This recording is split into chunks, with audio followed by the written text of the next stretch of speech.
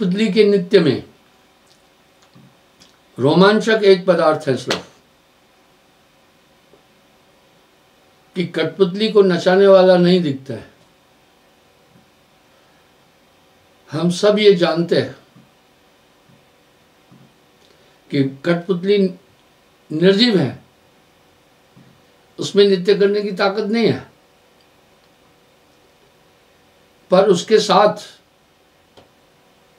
जो धागे बंधे हुए हैं, कमर का अलग है, टांग का अलग है, हाथों का अलग है, गर्दन का अलग है, पैरों का अलग है। नचाने वाला पर्दे के पीछे रहस्य क्या है? नचाने वाला वहां से अच्छी तरह से कठपुतली को देख रहा है। रहस्य और रोमांच क्या है? थोड़ी देर के लिए आदमी भ्रमित हो जाता है कि ये कठपुतली कैसे नाच रही है, पर हम उसके नृत्य को देखकर थोड़ी देर समझते हैं कि वह कठपुतली कैसे नाच रही। वास्तविकता ये है, जैसे पर्दे के पीछे बैठा हुआ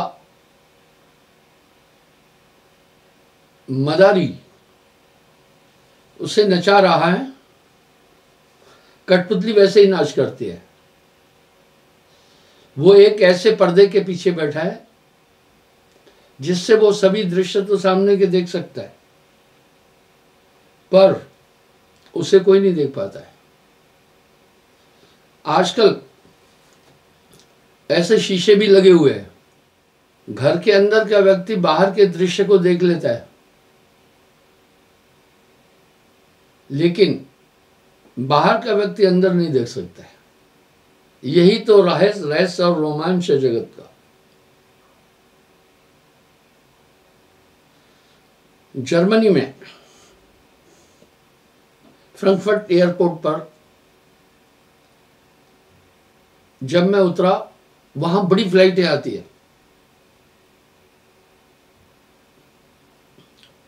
तो मैंने एक आदमी से पूछा, मैंने कहा यहां रहने वाले लोगों का तो जीना हराम होगा। दिल्ली में हर 1-1.5 मिनट में फ्लाइट टेक ऑफ करती है, ऐसा ही कुछ वहां भी था। तब मुझे उत्तर दिया, नहीं, इन सब के मकानों के जो शीशे हैं सब साउंड प्रूफ हैं,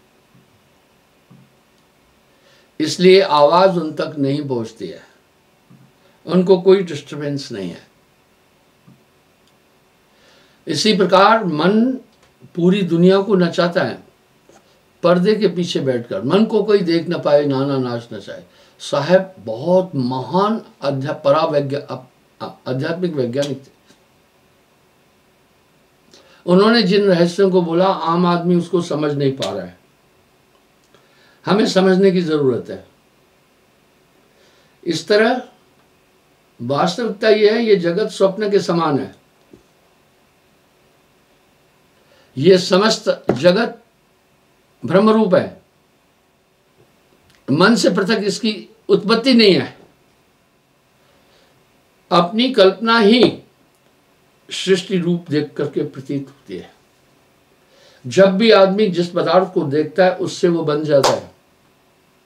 वाह, दर्शन का तो ये एक विशेष यही भाव है।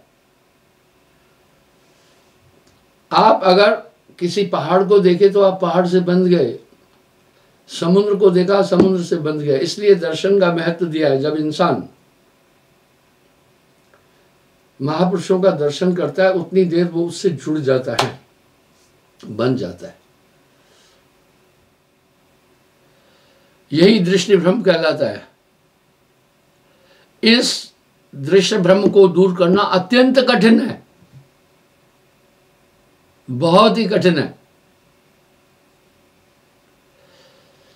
जो मनुष्य अनेक प्रकार के तर्कों, तीर्थ यात्रा करने और तप ध्यान यज्ञ आदि करने से इस भ्रम का निवारण करना चाहता है वो अज्ञानी है। देखिए ये वशिष्ठ जी बोल रहे हैं, जब मैं इन चीजों को बोलता हूं तो ये कह रहे हैं, खंडित कर रहे हैं। ये तो वशिष्ठ जी राम जी को क्या कह रहे हैं? जो मनुष्य अनेक प्रकार के तर्कों से, तीर्थ यात्रा करने से और तप ध्यान यज्ञादि करने से इस भ्रम का निवारण करना चाहे, वह अज्ञानी है। क्यों? इस प्रकार करने से तो इस जगत के प्रति और आस्था बढ़ेगी। हाँ, यानी जगत के प्रति अज्ञान और दृढ़ होता जाएगा।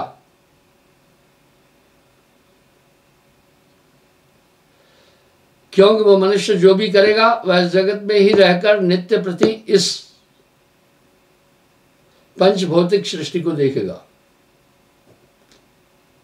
सभी प्रकार इसी प्रकार में रहकर प्रतिक्षणीय दृश्यों के अवलोकन से उसकी आस्था जगत के प्रति कम न होकर बढ़ती जाएगी।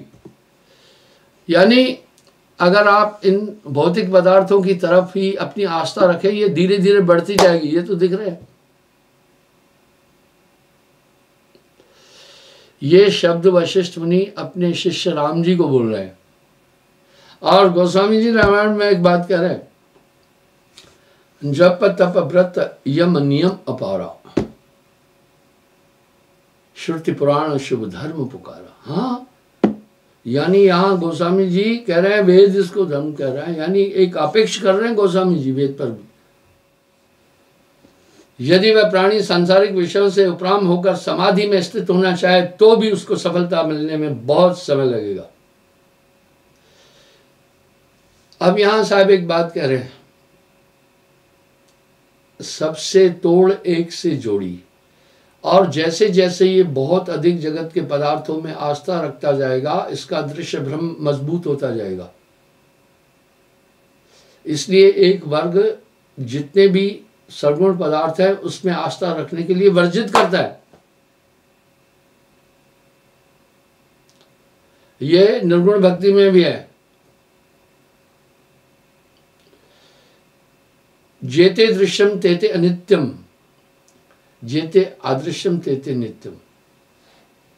मैंने आपसे बताया था कि निर्गुण निराकार मन ही को जानो, इसलिए संतों ने सर्वगुण निर्गुण से परे एक स्थिति के लिए कहा।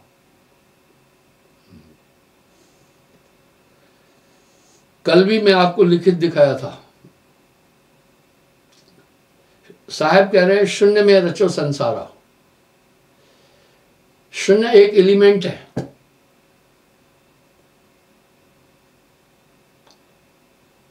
मन उसमें समाया। जैसे मेरी आवाज, मेरा दृश्य आप तक, इस पे शून्य द्वारा आ रहा है। मेरी ये आवाज की तरंग इस पर सवार होकर चल रही है।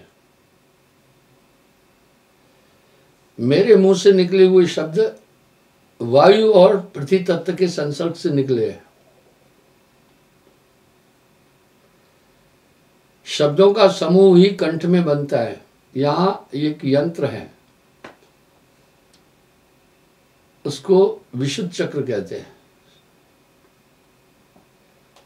वहां पर आकर के जब हमारे अंदर से निकली वायु के द्वारा हम ताकत लगाते हैं, वायु के द्वारा जो शब्द अंदर से निकालते हैं वो वहां टकराकर ठीक वैसे ही साउंड निकालता है जैसे हारमोनियम पर सारे गम पध निध प आदि। इसलिए अगर इसके बीच में अवरोध लगा देंगे शीशा, तो आप मेरी बात नहीं सुन पाएंगे। इसका मतलब है देखना भी इस शून्य पर चल रहा है। बीच में एक अवरोध लगा देंगे पर्दा, तो मुझे देख भी नहीं पाएंगे। इसका मतलब जितनी भी क्रियाएं हम कर्म ज्ञान इंद्रियों से कर रहे हैं सब भौतिक तत्वों से जुड़ी हुई है। वशिष्ठ जी क्या कह रहा है, इन जड़ पदार्थों में जैसे आस्था रखते जाओगे ऐसे अज्ञान तुम्हारा और बढ़ता जाएगा। अब कहो किसको समझाएं? उसकी आस्था दृश्यों के अवलोकन से उसकी आस्था जगत के प्रति कम न होकर दिन प्रतिदिन बढ़ेगी। अगर ऐसा आदमी संसार के पदार्थों का त्याग करके आत्मनिष्ठ होना चाहे तभी भी नहीं हो पाएगा। वो दृश्य उसको विचलित करते रहेंगे। कमल के डंठल में जब तक बीज का नाश नहीं होगा उसकी उत्पत्ति होती जाएगी। अब यहां साहब क्या कह रहे हैं, यही कह रहे हैं। यहां साहब क्या कह रहे हैं, चाह मिटी चिंता मिटी, मनवा बेपरवाह, वही शहंशाह है जिसको ना ही चाह।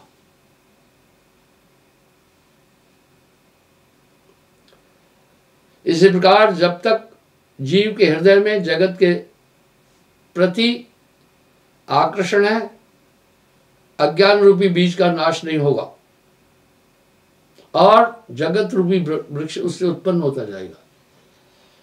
मैंने गेटे के एक वाक्य को भी कहा था, मैं बताता हूं मनुष्य क्या है, उसका मूल व्यवसाय क्या है। मुझसे पहले दुनिया नहीं थी, यह मेरा ही सृजन है।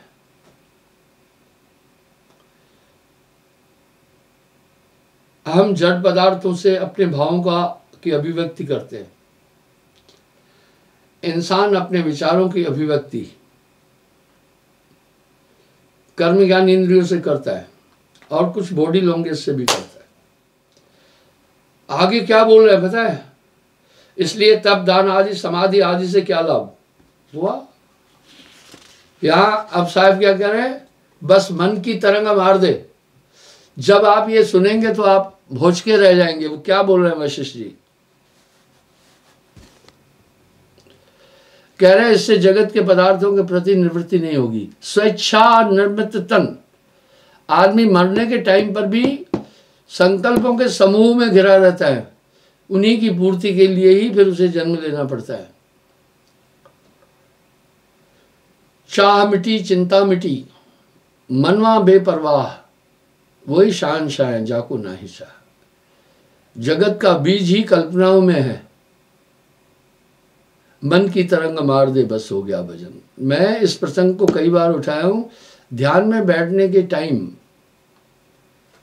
आप अन्य विचार अपने अंदर नहीं आने दे। कुछ लोग मुझे कहते हैं जब ध्यान में बैठते हैं तो दिखता नहीं है कुछ, ऐसा क्यों, वो सुने। उन्होंने कुछ ऐसे कुंठित ग्रंथों का अध्ययन किया है, विरमित ग्रंथों का अध्ययन किया है, जिसके कारण से वो वही चीजें देखने का संकल्प लेकर बैठते हैं। उदाहरण के लिए कुछ लोग इन धुनों को सच्चा परमात्मा कहते हैं। धुनें सच्चा परमात्मा कैसे हो सकती है, और एग्जाम्पल देते हैं साहब की वाणी का। हाँ ये रास्ते में है, थोड़ा अंदर घुसो, ये मिलती है। अनहद की धुन प्यारी प्यारी, अनहद की धुन प्यारी, साहब ने भी कहा।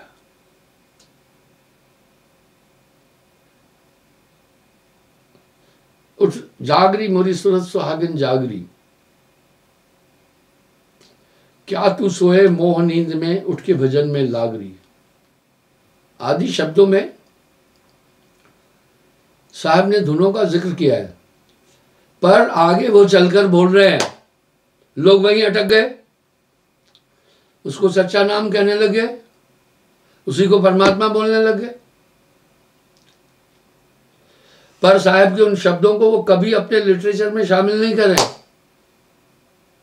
जिसमें ऐसे शब्द हैं, सो सतगुरु मोहे अभावे, जो आवागमन नसाए, आंख न मूंदे कान न रूंदे, नहीं अनहद उड़ जाए। अनहद में नहीं उलझाने वाला हो। कुछ इन धुनों को सुनकर, ये जो धुनें हैं ये शब्दात्मक है, ये नाड़ियों के योग से होती है। मैं आपको उदाहरण देता हूं, हमेशा आपके शरीर की जो नाड़ियां हैं काम कर रही है, ये धुनें, ये एक आवाज आपके कानों में हमेशा होती रहती है।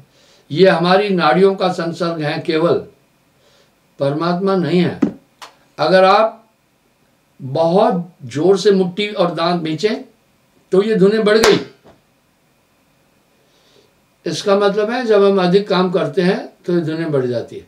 पर क्या है, अंदर की दुनिया में जाने में अगर आप ये सुनाई भी दे रही है तो कुछ गलत नहीं है, कम से कम आपका ध्यान उन पर ही अटकेगा, पर इधर भी नहीं अटकाना। यहां साहब फिर कह रहे हैं, जाप मरे अजपा मरे, अनहद भी मर जाए।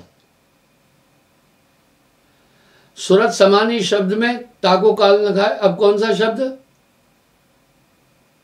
शब्द में आए आदि पुरुष को वासा, वो तो शब्द विधेय है, वो तो पंचभौतिक नहीं है। अब लोगों ने जब यह साहब का लिटरेचर पढ़ा कि शब्द में आए आदि पुरुष को वासा, तब ये कहने लगे दोनों में ही परमात्मा है।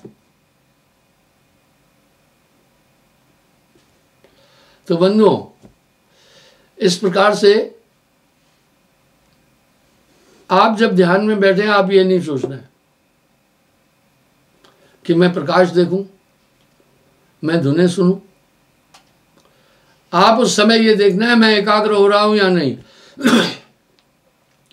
यहां आपको अंदर की दुनिया एकाग्रता में दिखेगी। अंदर की दुनिया एकाग्रता में क्या दिखेगी? तन थिर, मन थिर, वचन थिर, सुरत निरत होए, कहे कबीर तापल्क को कल्प न पावे कोई। कल्पांतर की साधना भी उस एक क्षण की तुलना नहीं कर सकती है। इसलिए ये कल्पनाएं लेकर आप न बैठना। जब आप एकाग्र हो जाएंगे, ये धुनें बहुत बढ़ जाती है। कोई आदमी बात करे तो आप उसकी बात को नहीं समझ रहे, आपका ध्यान पूरा वहां नहीं है। लेकिन जब आप कंसंट्रेट हो जाते हैं तो ये ज्यादा सुनाई पड़ेगी। अब मैं साउंड प्रूफ स्टूडियो में बैठा हूं, आप मानेंगे मुझे इतनी जोर से वो धुनें सुनाई दे रही है कि क्या बताऊं। किसी को शंका है तो मेरे साउंड प्रूफ स्टूडियो में आकर देख लेगा। वजह ये रही, अंदर उठने वाली धुनें अब ज्यादा क्यों, यही विवेकानंद जी के ध्यान केंद्र कन्याकुमारी में यही चीज मैंने देखी। लोग वहां जाते हैं, मैं पूछता हूं स्वामी विवेकानंद का जो ध्यान केंद्र देख के आए क्या? बोलते हैं हाँ। मैं पूछता हूं वहां क्या देखा? तो वो कहते हैं चट्टान पर मंदिर बना था। मैं कहा अंदर गए? बोला हाँ। तो वहां क्या देखा? बोला बस एक गुफानुमा था, ऐसे घूम के गए, फिर यूं गए, फिर यूं गए, चक्रावत यूं घूमकर, फिर ऐसे गए, फिर ऐसे गए। दरअसल वहां रहस्य यह है, उसकी संरचना द्वार ऐसा है कि ऐसे घूमकर जब ऐसे घूमता है, फिर ऐसे घूमता है, फिर ऐसे होकर अंदर जाते, वायु नहीं जा पाती है बाहर का। आपको समुद्र की लहरें भी नहीं सुनाई देगी वहां। इसका मतलब है अभी ये साउंड प्रूफ स्टूडियो में भी कहीं बाहर से हवा नहीं आ रही है, इसलिए मुझे ये धुनें काफी जोर से सुनाई पड़ रही है। तो ये जाप मरे अजपा मरे, अनहद भी मर जाए, ये सच्चा परमात्मा नहीं है। लोगों ने क्यों इसको कहा कि यही सच्चा नाम है? पूरा लिटरेचर अच्छी तरह स्टडी नहीं है, अनुभव नहीं है। ये साहब आगे साफ कह रहे हैं, शब्द में आए आदि पुरुष को वासा। लोगों ने सोचा यही शब्द है। अरे उन्होंने तो यहां तक कह दिया कुछ मतांतरों ने, अंदर की धुनें सच्चा नाम है, यही सच्चा परमात्मा है। जब मैंने क्रिटिसाइज करना शुरू किया तो उन्होंने टेबल से पुस्तकें वापस बुलाकर अमेंडमेंट करना शुरू किया।